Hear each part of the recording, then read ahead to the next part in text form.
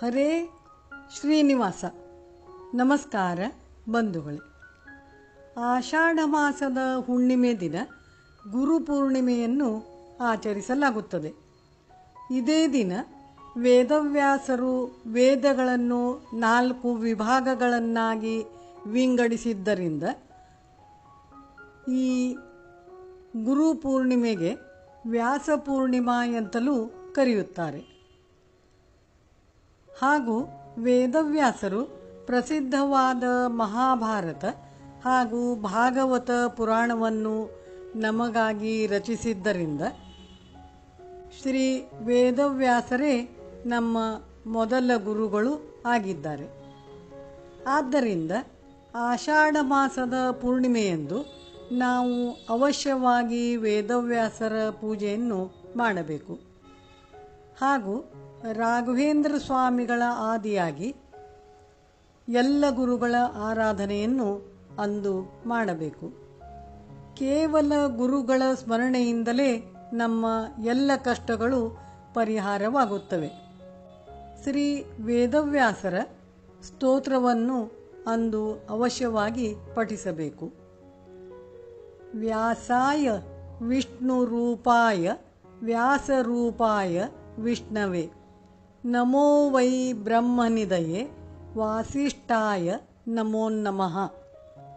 ಹಾಗೂ ಶ್ರೀಮದ್ ಆನಂದ ತೀರ್ಥರ ಸ್ತೋತ್ರವನ್ನು ಅಂದು ಹೇಳಬೇಕು.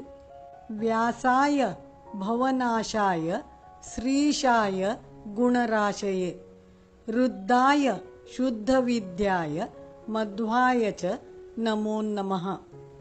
ಹೀಗೆ ನಿಮಗೆ ಯಾವ ಗುರುಗಳ ಸ್ತೋತ್ರವು ಬರುತ್ತದೆಯೋ ಆ ಗುರುಗಳ ಸ್ತೋತ್ರವನ್ನು ಪಠಿಸಬೇಕು.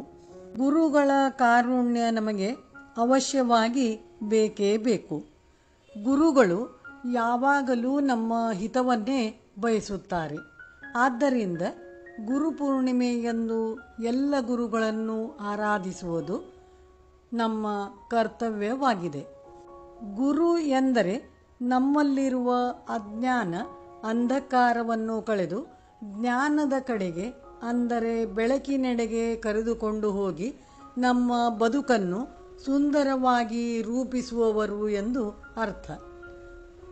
ಅದಕ್ಕೆ ಗುರುರ್ಬ್ರಹ್ಮ ಗುರುರ್ವಿಷ್ಣು ಗುರುರ್ದೇವೋ ಮಹೇಶ್ವರ ಗುರು ಸಾಕ್ಷಾತ್ ಪರಬ್ರಹ್ಮ ತಸ್ಮೈ ಶ್ರೀ ಗುರುವೇ ನಮಃ ಎಂದು ಹೇಳಿದ್ದಾರೆ. ಆದ್ದರಿಂದ ಅಜ್ಞಾನದಿಂದ ಸುಜ್ಞಾನದ ಕಡೆಗೆ ಭವಬಂಧನಗಳಿಂದ ಪಾರು ಮಾಡಿ ಭಗವಂತನ ಕಡೆಗೆ ಕರೆದುಕೊಂಡು ಹೋಗುವವರನ್ನು ಗುರು ಎಂದು ಕರೆಯಲಾಗುತ್ತದೆ. ಗುರುಪೂರ್ಣಿಮೆ ಅಥವಾ ವ್ಯಾಸಪೂರ್ಣಿಮೆ ಹಬ್ಬವನ್ನು ಆಷಾಢ ಮಾಸದ ಹುಣ್ಣಿಮೆ ಎಂದು ಆಚರಿಸಲಾಗುತ್ತಿದ್ದು, ಇದು ಗುರುಗಳನ್ನು ಸ್ಮರಿಸುವ ಹಾಗೂ ಗುರುಗಳನ್ನು ಗೌರವಿಸುವ ದಿನವಾಗಿದೆ. ಈ ಹಬ್ಬವು ಗುರು ಶಿಷ್ಯರ ನಡುವಿನ ಪವಿತ್ರ ಸಂಬಂಧವನ್ನು ಸೂಚಿಸುತ್ತದೆ. ಗುರುಗಳು ನಮಗೆ ನೀಡಿದ ಜ್ಞಾನ, ವಿವೇಕ ಹಾಗೂ ಸದ್ಗುಣಗಳ ಪ್ರತೀಕವಾಗಿ ಈ ದಿನ ಗುರುಗಳನ್ನು ಅವಶ್ಯವಾಗಿ ಸ್ಮರಿಸಬೇಕು. ಗುರುಪೂರ್ಣಿಮೆಯ ದಿನ ಗುರುಗಳ ಮೇಲಿನ ಭಕ್ತಿ, ಶ್ರದ್ಧೆ ಮತ್ತು ಕೃತಜ್ಞತೆಯನ್ನು ವ್ಯಕ್ತಪಡಿಸುವ ದಿನವಾಗಿದೆ. ಗುರುಗಳಿಗೆ ಕೃತಜ್ಞತೆಯನ್ನು ಸಮರ್ಪಿಸುವುದರಿಂದ ನಮಗೆ ಗುರುಗಳ ಆಶೀರ್ವಾದ ದೊರೆತು ಜೀವನದಲ್ಲಿ ಸುಖ, ಶಾಂತಿ, ಸಮೃದ್ಧಿ, ಜ್ಞಾನವು ವೃದ್ಧಿಯಾಗುತ್ತದೆ. ಗುರುವನ್ನು ದೇವರ ಸ್ವರೂಪ ಎಂದು ಪರಿಗಣಿಸಲಾಗುತ್ತದೆ. ಗು ಎಂದರೆ ಕತ್ತಲೆ, ರು ಎಂದರೆ ನಿವಾರಣೆ ಮಾಡುವವರು ಎಂದು ಅರ್ಥ. ಗುರುಪೂರ್ಣಿಮೆಯಂದು ಗುರುಗಳ ಆರಾಧನೆ ಮಾಡುವುದರಿಂದ ಅವರ ಆಶೀರ್ವಾದ ಬಲದಿಂದ ಜೀವನದಲ್ಲಿ ಎಲ್ಲವೂ ಶುಭವಾಗುತ್ತದೆ. ದೇವರು ಮುನಿದರೆ ಗುರುಗಳು ನಮ್ಮನ್ನು ಕಾಪಾಡುತ್ತಾರೆ. ಆದರೆ ಗುರುಗಳು ನಮ್ಮ ಮೇಲೆ ಮುನಿದರೆ ಜೀವನವೇ ವ್ಯರ್ಥವಾಗುತ್ತದೆ.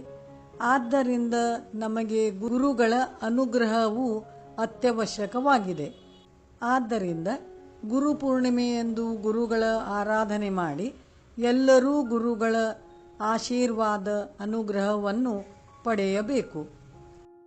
ಈ ಬಾರಿ ಜುಲೈ 10ನೇ ತಾರೀಕು ಗುರುವಾರದಂದು ಗುರುಪೂರ್ಣಿಮೆ ಬಂದಿದೆ. ಇದು ಬಹಳ ವಿಶೇಷವಾಗಿದೆ. ಗುರುಪೂರ್ಣಿಮೆಯು ಗುರುವಾರದಂದು ಬಂದರೆ ಅಂದು ವಿಶೇಷ ಎಂದು ಹೇಳಲಾಗುತ್ತದೆ. ಗುರುಗ್ರಹವು ಸುಖ, ಸಮೃದ್ಧಿ, ಸೌಭಾಗ್ಯ ಹಾಗೂ ಜ್ಞಾನಕ್ಕೆ ಅಧಿಪತಿಯಾಗಿದ್ದಾನೆ.